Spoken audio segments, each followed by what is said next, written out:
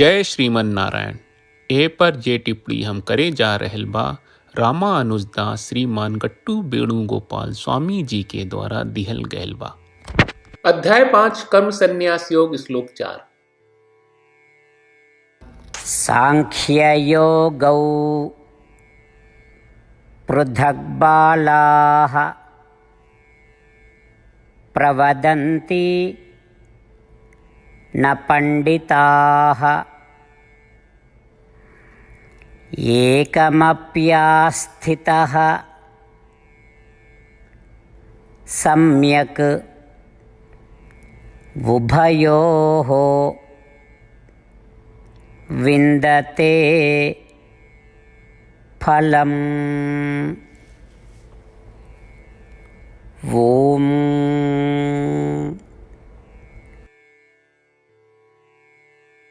गीताचार्य श्री कृष्ण परमात्मा अर्जुन समेत हमनी सबके कर्म संन्यास योग सिखा रहल बानी। परमात्मा कहत बाड़न कि अर्जुन कुछ समय तक कर्मयोग कहला के बाद आत्मज्ञान पैदा हो जाला। फिर बाद में कुछ लोग कहला कि जब आप मुख्य रूप से ध्यान करही तबे आत्म साक्षात्कार के प्राप्त होई। फिर कुछ लोग कहला कि ई अवधारणा एक दूसरा पर आधारित बा, काहे कि पहला कर्मयोग होला, आ कर्मयोग से ज्ञान योग होला, आ ज्ञान योग से आत्म साक्षात्कार होला। हालांकि ई सब लोग कुछ ना जानत बा। अर्जुन कर्मयोग और ज्ञान योग दोनों स्वतंत्र रूप से हमनी के आत्म साक्षात्कार आ आत्मबोध प्रदान करेला। ई दोनों आत्म साक्षात्कार आ आत्मबोध देवे में सक्षम बा। ऐसे चाहे कर्मयोग होके या ज्ञान योग, अगर रौरा एकर बढ़िया से आ मजबूती से अभ्यास करी ता रौरा आत्म साक्षात्कार के प्राप्त जरूर करी। ए तरह से श्री कृष्ण परमात्मा हमनी के सब केहू के सूचित कर रहल बानी कि कर्म योग आ ज्ञान योग दोनों में स्वतंत्र रूप से हमनी के आत्म साक्षात्कार के फल देवे के क्षमता बा। परमात्मा के शिक्षा के मनन करत हमनी सब केहू अपन जीवन निस्वार्थ कर्म या बिना परिणाम के उम्मीद के काम करत जिए के चाहिए, और हमनी के सब केहू परमात्मा के वचन दोहरावे के चाहिए। सांख्ययोगौ पृथग्बालाः प्रवदन्ति न पंडिताः एकमप्यास्थितः सम्यक् उभयोः विन्दते फलम्। श्रीमद् भगवत गीता का पूरा सार श्री कृष्ण परमात्मा ने अध्याय 18वें के श्लोक 65 से 70 में 8 काम करे खातिर देले बाड़े। श्री कृष्ण कहले, हम ओ लोगन से प्रेम करनी जो लोग इन 8 बातन के मान तारे। हम ओ भक्तन के हर तरह से रक्षा करब। श्री कृष्ण परमात्मा के द्वारा बोलल गईल संपूर्ण भगवत गीता सुनला के बाद अर्जुन कहले, करिष्ये वचनम त्वा, जेके मतलब बा, कृष्ण मैं वही करब जौन आप कही।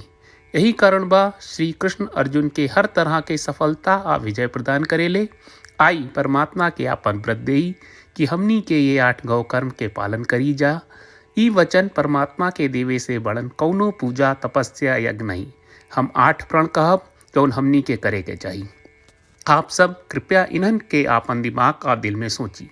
श्री कृष्ण के आपन वचन देवे के ई तरीका में हमनी सब की कल्पना करे के चाहिए कि श्री कृष्ण का चेहरा खुशी से चमकत बा और खुशी के एहसास करत बा। जय श्रीमन नारायण। यहाँ हमनी के 8 वादा बा। हमनी के पहला वादा, हे श्रीमन नारायण, आपका निर्देश के मुताबिक हम हमेशा तोहार ध्यान करब और तोहार बारे में सोचब। हमनी के दूसर वादा, हे श्रीमन नारायण, आपका सलाह का अनुसार हम हमेशा आपका भक्त रहब। हमनी के तीसर वादा, हे श्रीमन नारायण, हम आपन सब काम तोहरा सेवा के रूप में और तोहरा संतुष्टि खातिर करब। हमनी के चौथा वादा, हे श्रीमन नारायण, जैस की आप माने के कहले रहलू, हमरा बहुत विश्वास बा कि हम आपके होई और हम हमेशा आपन दोनों हाथ जोड़ के आपके नमस्कार करब और आपकी पूजा करब। हमनी के पांचवा वादा, हे श्रीमन नारायण, हमरा के तोरा बात माम एकम शरणम ब्रज 1866 याद कहले, जहां आप हमरा के आपन का अर्पित करे का कहा। श्रीमन नारायण, मैं हमेशा तोहरे शरण में रहब।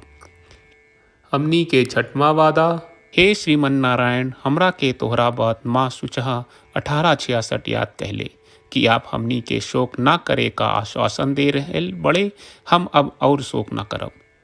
हमनी के 7वां वादा, हे श्रीमन नारायण, आपने हमरा खातिर श्रीमद् भगवत गीता के वितरण करके हम सब के कृपा कहले और आशीर्वाद दहले बा। हम वादा करत बानी कि रोजाना कम से कम एक श्लोक पढ़ब या सुनब। हमनी के 8वां वादा। हे श्रीमन नारायण, आप गीता के पूरा मानवता तक ले गयलू। हम गीता में आपके दिव्य वचन के उन भक्तन तक पहुँचावे के प्रयास करब जे गीता से अपरिचित बा। हे श्रीमन नारायण, हम उई करब जौन तू करे का कहब। हम ऐसन व्यवहार करब जैसन आप चाहत बानी और हम खाली आपका खातिर काम करब। श्रीमन नारायण के रोज आपन वचन देहल कि हम ओइस करब जैस आप कहत बानी, ई अपने आप में बड़न पूजा बा। श्रीमन नारायण, करशे वचनम त्वा। श्रीमन नारायण, हम तोरे निर्देश के मुताबिक काम करब। सर्वम श्री कृष्ण अर्पणम अस्तु। जय श्रीमन नारायण।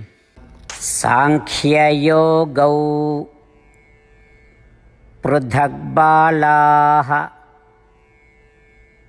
प्रवदन्ति न पंडिताः। एकमप्यास्थितः सम्यक्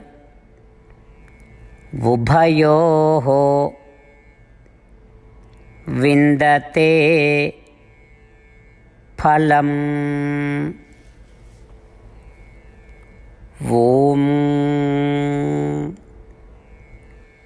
सांख्ययोगौ पृथग्बालाः प्रवदन्ति न पंडिताः।